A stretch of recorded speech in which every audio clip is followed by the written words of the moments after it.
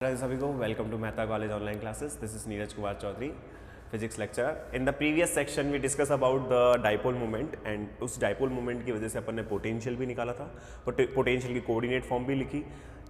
Rather than that अपन ने electric field को भी उसमें क्या हुआ था, कंट्रीब्यूट किया. इलेक्ट्रिक फील्ड की भी अपन ने वैल्यू निकाली कि भाई उस पॉइंट पी पर डाइपोल की वजह से इलेक्ट्रिक फील्ड कितना जनरेट होगा, एज वेल एज उसको भी कोऑर्डिनेट फॉर्म में लिखा गया. ठीक है, तो ये तो एक बेसिक स्टार्टिंग था इस यूनिट का कि भाई डाइपोल मूवमेंट क्या होता है और डाइपोल मूवमेंट की वजह से पोटेंशियल कितना होता है, इलेक्ट्रिक फील्ड कितनी होती है. ये सारी चीज़ तो एक बेसिक चीज़ है और ये शायद मेरे हिसाब से प्रीवियस जो आपके क्लासेस होती थी, शायद बीएससी या फिर आपका 12th जो होगा वहाँ पे भी इतना शायद मेरे हिसाब से नॉर्मली आ जाता है. ठीक है, अब बात आती है मल्टीपोल्स की. जैसे कि मैंने आपको प्रीवियस लेक्चर में बताया था कि अब हम डीलिंग करेंगे मल्टीपोल्स के लिए. मल्टीपोल्स का कहने का मतलब है अब यहाँ पे एक पोल नहीं हो सकता. कहने का मतलब है कि मतलब काफ़ी सारे पोल्स हो सकते हैं. जरूरी नहीं है कि अब डाइपोल ही हो, मोनोपोल हो सकता है. ठीक है, और डाइपोल भी हो सकता है, क्वाड्रोपोल हो सकता है, ऑक्टापोल हो सकता है, बहुत सारे पोल हो सकते हैं. तो हम क्या करेंगे, उन सब के लिए एक जनरल एक्सप्रेशन निकालेंगे पोटेंशियल का. तो हम क्या करेंगे, जनरल पोटेंशियल जब अपन निकाल लेंगे किसका, ये मल्टीपोल का, तो मल्टीपोल में फिर अपन को बस वैल्यूज पुट करनी है और उन वैल्यूज से अपन पता लगा सकते हैं कि भाई वहां पर कौन सा पोल बन रहा है. या फिर अगर अपन को दिया हुआ है कि भाई डाइपोल है तो अपन जनरली उससे क्या करेंगे, उसी जनरल एक्सप्रेशन से पोटेंशियल को कैलकुलेट कर लेंगे. ठीक है, तो आज का जो अपना टॉपिक है वो होता है क्या, मल्टीपोल. ये अपना यूनिट 2 चल रहा है, मैं ये भी लिख देता हूं, ये यूनिट 2 है. ठीक है, तो अपना जो टॉपिक आता है ये आता है multipole expansion.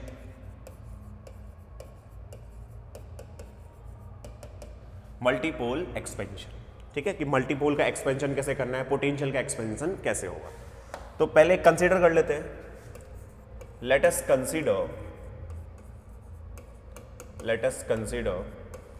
A continuous charge body. मैंने कंटिन्यूअस ले रहा हूं, डिस्क्रीट नहीं.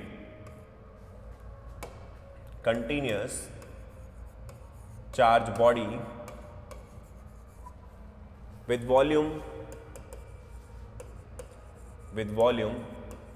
d tau having charge density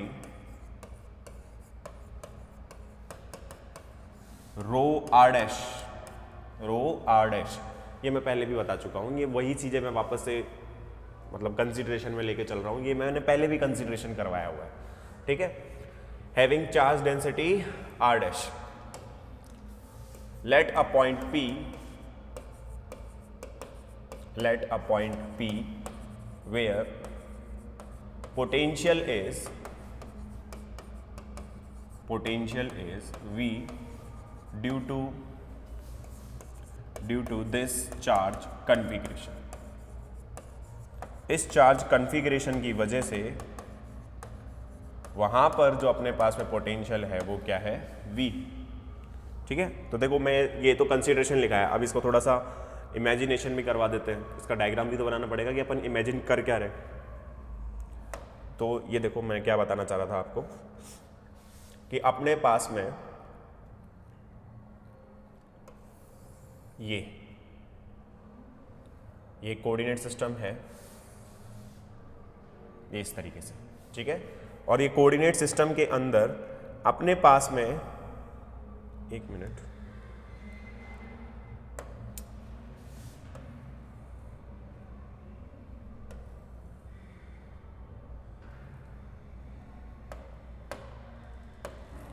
ये एक कोई वॉल्यूम एलिमेंट रखा हुआ है जिसका वॉल्यूम कितना है, डी टाउ, और इस पर चार्ज डेंसिटी कितनी है, रो आर डैश.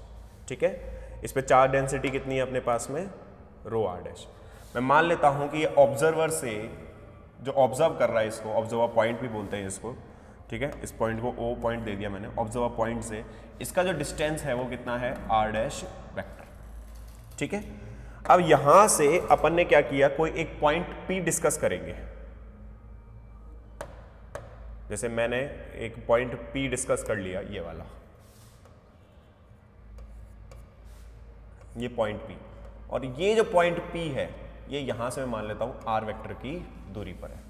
ठीक है, और इस P पॉइंट का जो ओरिजिन से डिस्टेंस है ये वाला, ये अपन ने कितना मान लिया, ये अपन ने मान लिया r वेक्टर। ये जो मैं पहले भी लेट करता था वही चीज लेट करवाई है वापस से मैंने, ठीक है। तो ये जो पॉइंट P है वेयर पोटेंशियल कितना माना हुआ है अपन ने, इस पूरे चार्ज कन्फिगरेशन की वजह से पोटेंशियल कितना है अपने पास में यहां पर V, ठीक है, ये अपन ने मान लिया है। इसमें लिख देता हूं, let us consider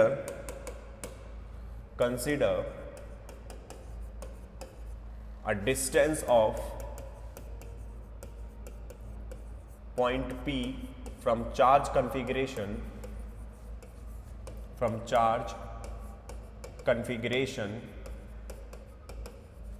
is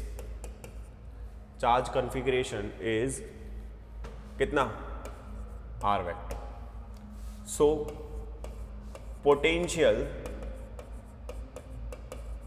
is given by, देखो अपने पास में पोटेंशियल कितना होगा, ये पोटेंशियल होगा अपने पास में V इक्वल्स टू ये 1/4 पाई एप्सिलॉन नॉट के क्यू बाई आर होता है, Q कितना हो जाएगा रो r dash D tau upon में इसका मैग्नीट्यूड, R का मैग्नीट्यूड। इस R वेक्टर को एक बताओ, ये इधर जा रहा है, ये इधर जा रहा है और ये रिजल्टेंट इधर जा रहा है, तो अपने पास में R वेक्टर कितना हो जाएगा, R vector minus R dash vector का मैग्नीट्यूड। ये कराया हुआ है मेरा पहले भी। तो ये अपने पास में क्या होना चाहिए, पोटेंशियल होना चाहिए, ठीक है। ये Q हो गया रो r डैश डी टाउ, तो ये उसका मैग्नीट्यूड हो गया के क्यू बाई ओवर R, ये वैल्यू बनेगी अपने पास में, ये इंटीग्रेटेड फॉर्म के अंदर आ गया, ठीक है। अब अपने को ये इक्वेशन आ गई अपने पास में, ये इक्वेशन आ गई अपने पास में 1। अब अपने को क्या करना है, इसी इक्वेशन को आगे एलोबरेट करना है, ठीक है।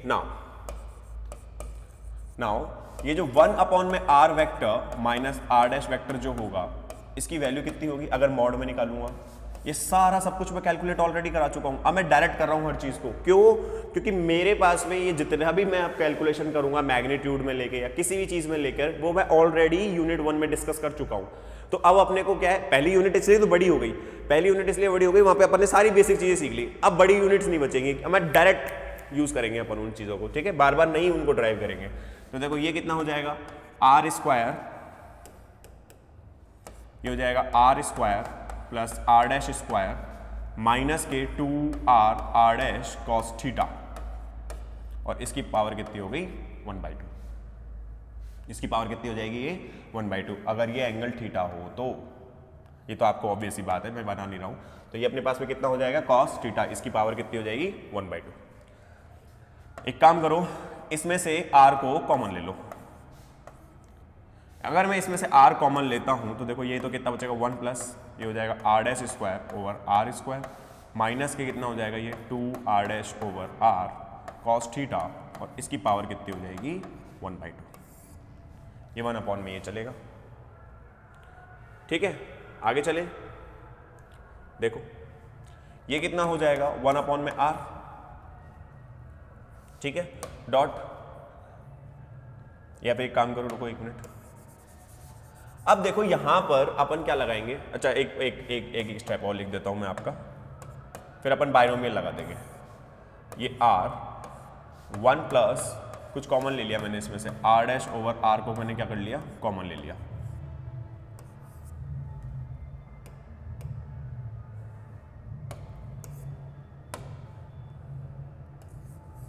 r डैश ओवर r को कॉमन ले लिया, तो अंदर कितना बचेगा अपने पास में ये 1 माइनस, और ये बचेगा 2, सॉरी 1 नहीं बचेगा, ये बचेगा अपने पास में r dash over r minus यहाँ पर बचेगा 2 कॉस थीटा, और इसकी पावर कितनी हो जाएगी, पूरे होल की पावर कितनी हो जाएगी 1/2, ठीक है। ये अपने पास में मैंने इसमें से कुछ क्या कर लिया कॉमन निकाल लिया। नाउ लेट जो आपका r डैश वेक्टर है, ठीक है, r डैश वेक्टर जो है, या r वेक्टर की बात कर लेते हैं अपन, ये जो r वेक्टर है ये greater than r dash vector है। अगर ऐसी कंडीशन अपने पास में बनती है तो अपन जानते हैं कि भैया 1 इज ग्रेटर देन क्या होगा r डैश ओवर r, यही होगा अपने पास में। 1 is greater than are dash vector r हो जाएगा। तो in this condition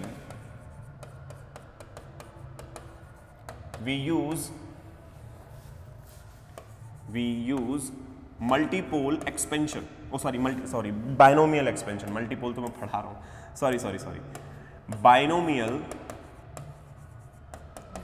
expansion such that 1 greater than x, then तो 1 प्लस एक्स की पावर n, ये कितना होता है अपने पास में 1 plus n x plus n into n minus 1 upon में 2 फैक्टोरियल, और यहाँ पर कितना आ जाएगा ये x square plus n minus 1 n minus 2 upon में 3 फैक्टोरियल, ये हो जाएगा एक्स क्यूब, और ये आगे तक चलता चला जाएगा। तो ये अपने पास है बाइनोमियल एक्सपेंशन होता है। अब इसको है ना इस फॉर्म में बनाना पड़ेगा अपने को।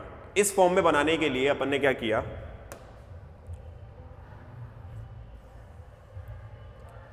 नाउ ये जो 1 अपॉन में आर वेक्टर माइनस जो आर डैश वेक्टर था, इसको मैं क्या लिख सकता हूं, ये 1 अपॉन में आर, ठीक है, 1 अपॉन में आर, ये 1 ओवर यहां तो आर बचेगा, और ये जो अपने पास में वैल्यू आ रही थी, ये वैल्यू, इसको एक काम करो ऊपर ले जाओ, इसको ऊपर ले जाता हूं, ठीक है, इसको मैं ऊपर लेके जाऊं तो देखो कितना होगा ये, एक मिनट,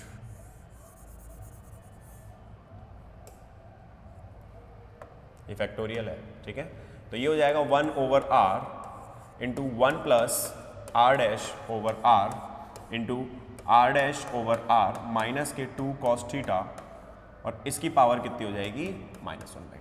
अब एक बार बताओ, मैं ऑलरेडी ये कंडीशन ले चुका हूं कि भाई आर डैश जो है अपने पास में, वो आर जो है वो ग्रेटर देन है आर डैश से, तो 1 जो होगा वो greater than are dash over R होगा। तो देखो ये यहाँ पर ये जो 1 है इस वैल्यू से तो क्या होगा, ग्रेटर देन आएगा, ग्रेटर देन आएगा, इसका मतलब पावर को अपन बाइनोमियल एक्सपेंशन से क्या लगा सकते हैं, यूज कर सकते हैं, ठीक है। अब देखो अपन पहले क्या करते थे, इन हायर वैल्यूज को नेग्लेक्ट कर देते थे, लेकिन इस बार बेटा नेग्लेक्ट नहीं करेंगे, क्योंकि अपन मल्टीपोल्स के बारे में बात कर रहे हैं, तो सारे पोल्स को कंट्रीब्यूट करना पड़ेगा, ठीक है। तो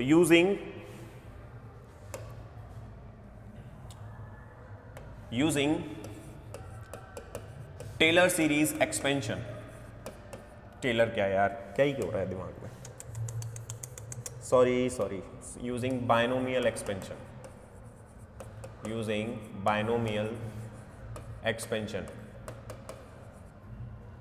1 अपॉन में R vector minus R dash vector, ये कितना हो जाएगा 1 अपॉन में आर, और देखो अब पावर्स आगे आएंगी, 1 plus n x, 1 plus n half into, और ये वैल्यू कितनी हो जाएगी, माइनस हाफ आएगा, सॉरी माइनस पावर है ना, ये कितना हो जाएगा R dash over R dash over are minus के 2 कॉस थीटा, ठीक, plus n into n minus 1, तो प्लस ये n into n minus 1 upon में 2 फैक्टोरियल, और मैं आगे यहीं लिख रहा हूँ, अभी ये कंटिन्यू कर रहा हूँ मैं इसको, थोड़ा इसको साइड में ले लेते हैं,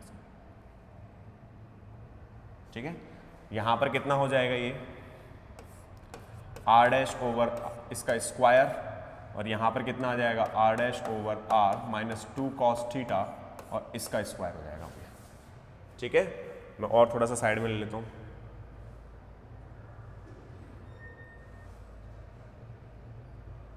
कट तो नहीं रहा, ठीक है ना, अब ठीक है, पूरा आ रहा होगा, एक मिनट, कट रहा है क्या, कट रहा है थोड़ा सा, एक काम करता हूँ, कट रहा है तो फिर एक काम करते हैं, इसको इधर लिख लेते हैं,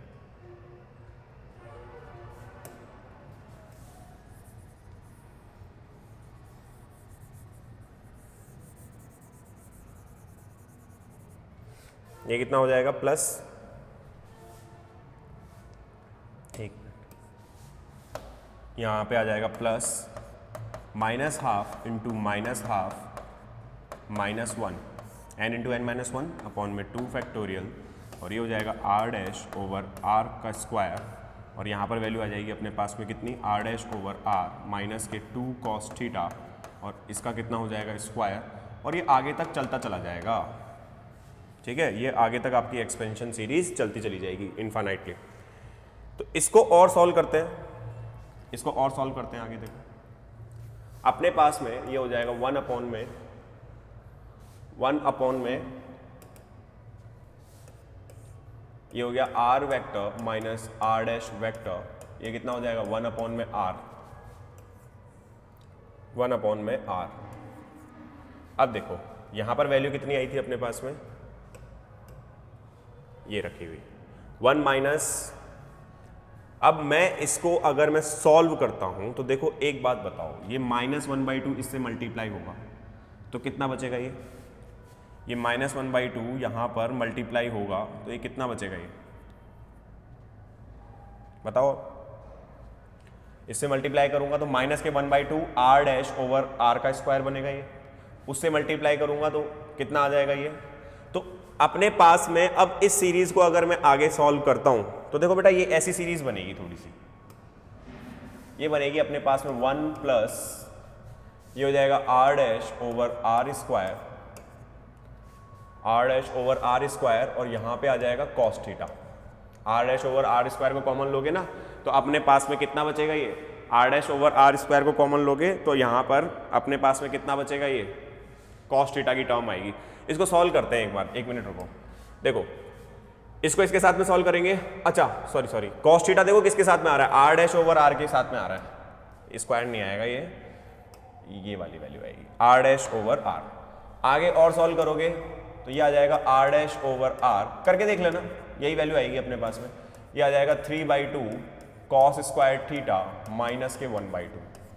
और आगे सॉल्व करोगे तो ये अपने पास में वैल्यू बन जाएगी r डैश ओवर r इसका होल क्यूब और ये आ जाएगा अपने पास में 5/2 cos क्यूब थीटा माइनस के 1/2 cos थीटा और ये आगे तक चलता चला जाएगा आपके पास में, ठीक है, ये आगे तक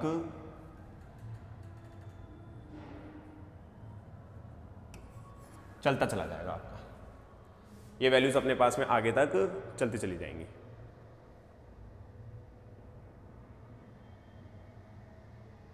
ठीक है ना, तो ये वैल्यूज अपने पास में आगे तक चलती चली जाएंगी। नाउ हमें क्या दिख रहा है यहां पे, नाउ इट या फिर नाउ अबाव इक्वेशन हैज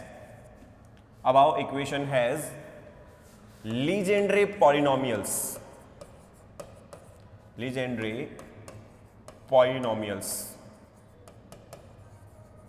ठीक है, जो अपने पास में जो इक्वेशन है इसके अंदर क्या रखा हुआ है, लीजेंड्रे पॉलिनोमियल्स रखा हुआ है। कैसे, एक बात बताओ, P0 cos थीटा इसकी वैल्यू कितनी होती है अपने पास में 1, P1 cos थीटा इसकी वैल्यू कितनी आती है cos थीटा।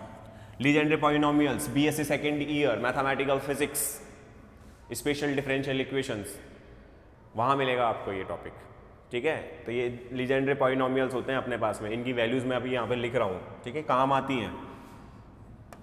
ये आ जाएगा अपने पास में P2 cos थीटा, फिजिक्स में तो बहुत अच्छा रोल है इनका स्पेशल डिफरेंशियल इक्वेशंस का। ये कितना होगा अपने पास में 3/2 cos स्क्वायर थीटा माइनस के 1/2, ठीक है, एंड सो ऑन चलता चला जाता है ये अपने पास में, ठीक है। तो जो अपने पास में 1 अपॉन में r प्लस r वेक्टर था ना, अब इसको देखो कैसे लिख सकते हो तुम, ये हो जाएगा 1 अपॉन में r vector minus r dash vector, इसकी वैल्यू कितनी हो जाएगी 1 अपॉन में r, 1 को तो क्या लिख सकते हो P0 cos थीटा, यहाँ पे कितना आ जाएगा r डैश ओवर r इसका स्क्वायर, यहाँ पे कितना आ जाएगा ये P1 cos theta plus r dash over r, square नहीं आएगा ना यहाँ पे, स्क्वायर तो आएगा, इसका स्क्वायर, यहाँ पे कितना आ गया P2 cos थीटा और ये टर्म्स आगे तक चलती चली जाएंगी अपने पास में, ठीक है, ये टर्म्स अपने पास में आगे तक कैरी करती चली जाएंगी। अब ये जो टर्म्स आई हैं अपने पास में, अरे कट ना जाए बस, हाँ ठीक है, ये जो टर्म्स हैं अपने पास में, इन टर्म्स को एक समेशन के फॉर्म में लिख लूं, तो समेशन कैसे लिखेंगे अपन, 1 अपॉन में R vector minus R dash vector, इसकी वैल्यू देखो कितनी हो जाएगी 1 अपॉन में आर, ठीक है। इसकी समेशन की वैल्यू लिखूँ मैं n इक्वल्स टू 0, ठीक है, और ये आगे तक चलता चला जाएगा तो n ही लिख लेते हैं अपन। ये n की वैल्यू कहाँ कहाँ पे ओपन हो रही है देखो 0 और यहाँ पे 1, तो यहाँ पे भी 1 है, 2 है तो यहाँ पे भी 2 है, तो ये कितना हो जाएगा r डैश ओवर r, इसकी पावर n, और ये हो जाएगा pn cos थीटा। समझ गए क्या? ये अपने पास में इक्वेशन आ रही है। This is your equation number 2। ये इक्वेशन नंबर 2 है। तो अपने पास में अब देखो पोटेंशियल कितना हो जाएगा। Now from equation 1 and 2 potential कितना हो जाएगा 1 अपॉन में 4 पाई एप्सिलॉन नॉट, यहाँ पे रो आर और क्या था डी टाउ, और इस वैल्यू को अगर मैं पुट कर देता हूँ तो ये आ रहा है अपने पास में 1 अपॉन में R sigma n R dash over R, इसकी पावर कितनी हो गई n P n cos theta. ये वैल्यू आएगी अपने पास में, ठीक है। तो v कितना हो जाएगा अपने पास में 1 अपॉन में 4 पाई एप्सिलॉन नॉट, और ये हो जाएगा rho R dash D tau over R summation N R dash over R, इसकी पावर n, और ये हो जाएगा पी एन कॉस थीटा। तो ये अपने पास में क्या होगा पोटेंशियल होगा ड्यू टू मल्टी पोल्स। इसमें सारे पोल्स आ जाएंगे, अभी बताता हूं कैसे, ठीक है।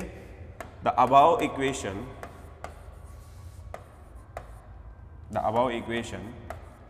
is the multipole expansion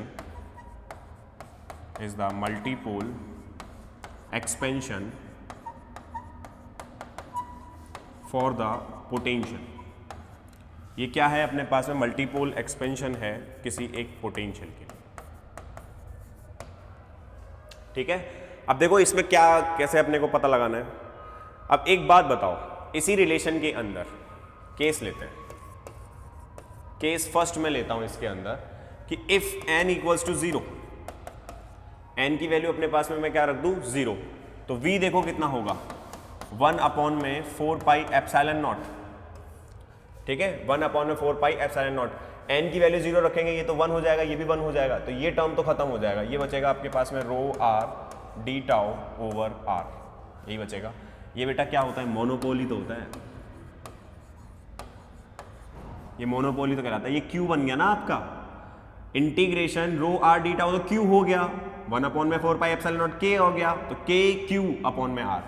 ये मोनोपोल की वजह से आता है। ये किसकी वजह से आता है? मोनोपोल की वजह से। दूसरा, इफ n इक्वल्स टू अपने पास में 1 रखो, v कितना आ जाएगा अपने पास में 4 पाई एप्सिलॉन नॉट, ये rho R D tau,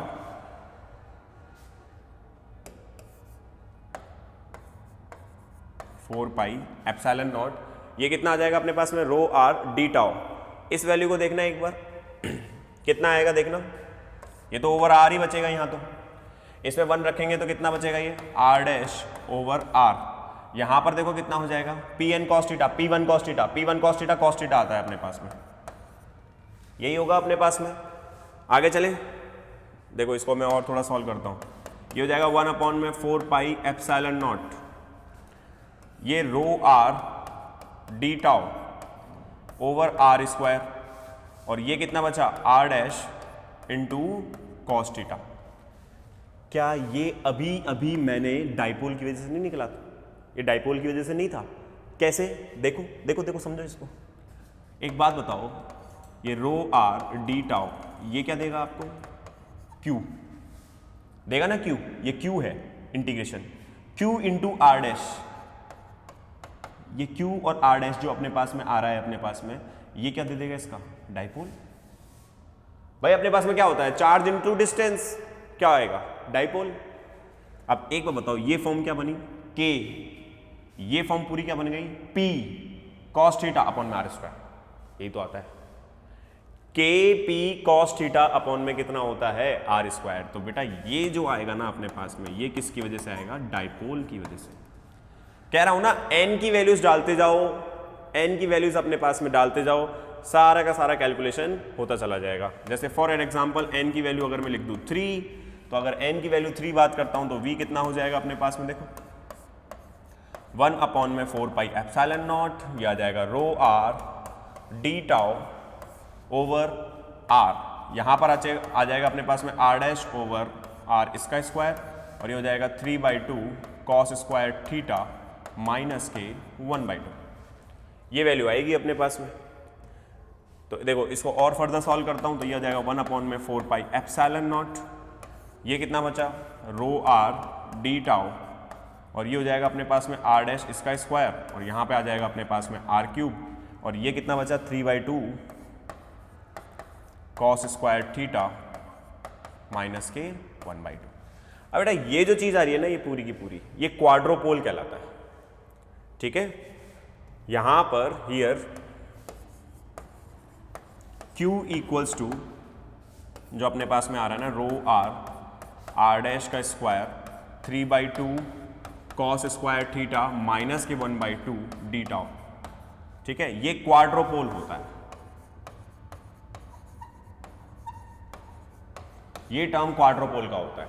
dipole हो गया, ठीक है, मोनोपोल आया, फिर डाइपोल आ गया, फिर अपने पास में क्या आ गया है अब क्वाड्रोपोल। तो अब अपने पास में जो ये वैल्यू आ रही है किसकी आ रही है, क्वाड्रोपोल की, तो ये क्वाड्रोपोल आ गया, तो ये क्यू आ गया, इस क्यू को रख दो, खत्म बात।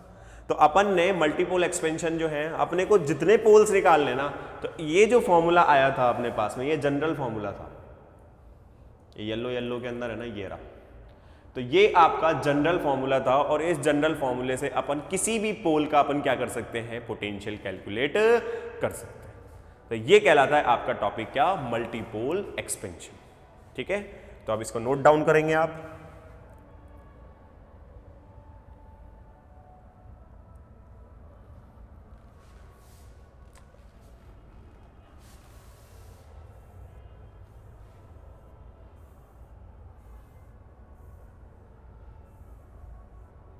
ये लीजिए,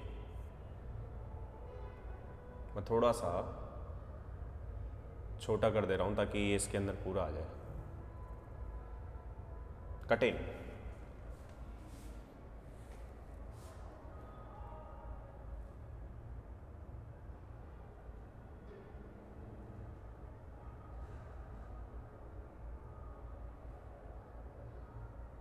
लीजिए,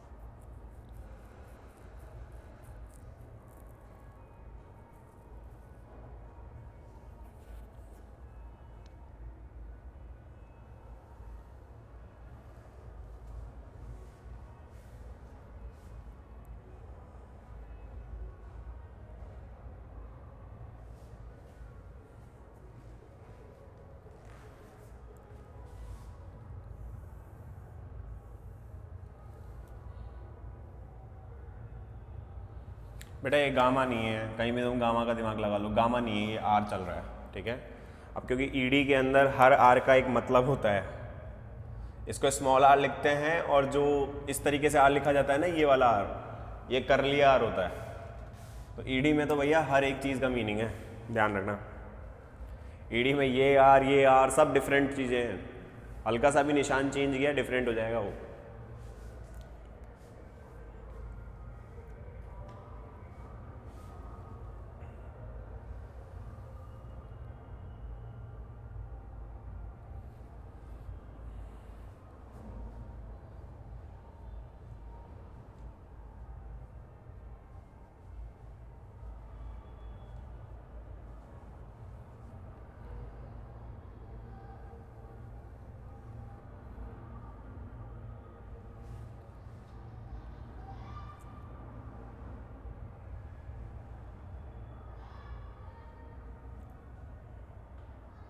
हो गया ना। अब देखो इसमें एक टेबल बनवा देता हूँ, थोड़ा सा आपको है ना डिस्टिंग्विश करने में बड़ी आसानी रहेगी। ठीक है, कैसी टेबल? इसमें देखो ऐसे बना लेना, एक तो बेटा यहाँ पे लिख लेना पोटेंशियल और यहाँ पर लिख लेना इलेक्ट्रिक फील्ड। आप पहचान जाओगे कौन से पोल के लिए कौन सा देना है। जैसे यहाँ पर पोल्स हो गए या मल्टीपोल्स बोल देते हैं, मल्टीपोल्स। ठीक है, यहाँ पे बात हो जाएगी अपने पास में किसकी, ये मल्टीपोल्स।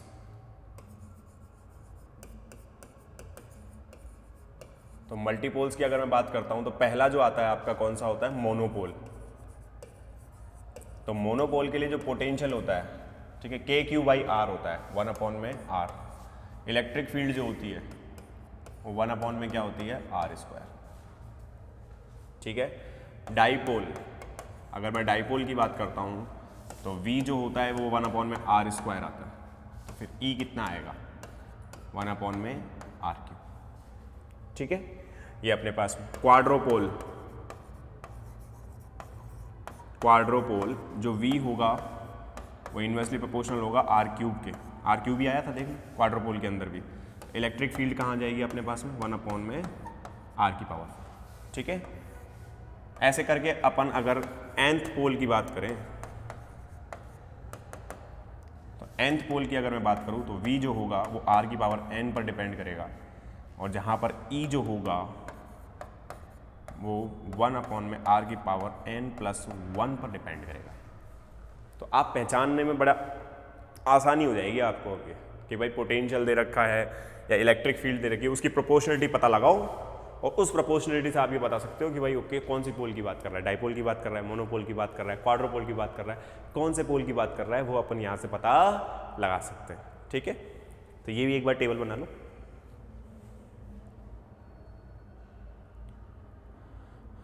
तो आज के लेक्चर में इतना ही, मिलते हैं नेक्स्ट लेक्चर में नए टॉपिक के साथ। ठीक है, ये अपना टॉपिक यहाँ पे होता है एंड मल्टीपोल एक्सपेंशन। अभी मल्टीपोल एक्सपेंशन अपन एनर्जी के लिए भी पढ़ेंगे, तो नेक्स्ट लेक्चर के अंदर देखते हैं उस टॉपिक को। राधे राधे।